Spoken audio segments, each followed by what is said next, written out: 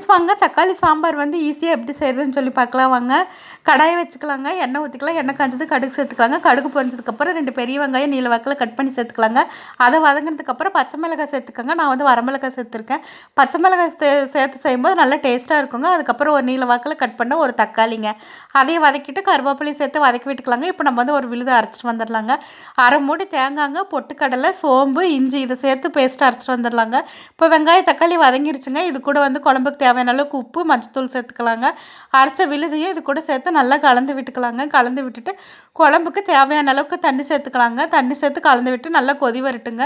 கொதி வந்ததுக்கப்புறம் 5 நிமிஷம் கழிச்சு வந்து பார்த்திங்கன்னா நம்ம இப்போ வந்து கரம் மசாலா வந்து ஒரு அரை ஸ்பூன் அளவுக்கு சேர்த்துக்கலாங்க. சேர்த்து நல்லா கொதிக்க விட்டுறலாங்க. குழம்பு வந்து இந்த ஸ்டேஜில் இருக்கும்போது வந்து நம்ம அடுப்பு ஆஃப் பண்ணிக்கலாங்க. கொஞ்சம் குழம்பு வந்து தண்ணியாட்டம் இருக்கட்டுங்க. ஆறும்போது வந்து கெட்டியாயிரும். இப்போ வந்து மல்லி இலை தூவிக்கலாங்க. இந்த குழம்பு வந்து பார்த்திங்கன்னா இட்லி தோசைக்கெல்லாம் வந்து இந்த தக்காளி சாம்பார் வந்து நல்லா டேஸ்ட்டாக இருக்குங்க. மற்ற வேறு எது கூட வச்சு சாப்பிட்டாலுமே நல்லா இருக்காதுங்க. குழம்பு செய்யறதுக்கு பார்த்திங்கன்னா ஒரு 10 நிமிஷம் இல்லைன்னா மிஞ்சி போனால் 1/4 மணி நேரம்